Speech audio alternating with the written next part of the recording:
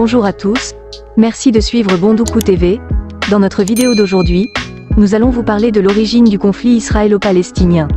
À la fin du 19e siècle, alors que naît le nationalisme arabe, le sionisme, dont Théodore Herzl est le précurseur, préconise la création d'un État pour le peuple juif.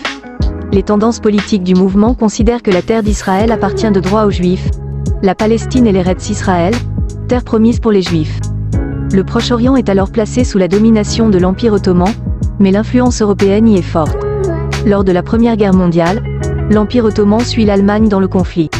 De leur côté, Français et Britanniques se répartissent des zones d'influence par les accords Sykes-Picot en 1916. L'année suivante, par la déclaration de Balfour, la Grande-Bretagne soutient l'établissement d'un foyer national juif en Palestine, annonçant le début des contestations arabes.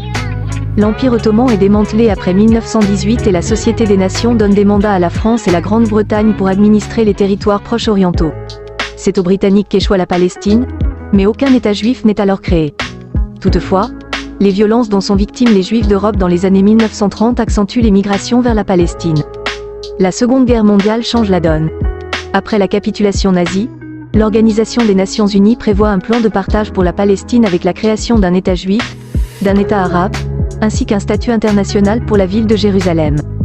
L'année 1948 signe la Nakba, la catastrophe, pour le peuple palestinien, la proclamation de l'État d'Israël par David Ben Gourion et la première guerre israélo-arabe, qui contraint les Palestiniens à s'exiler massivement.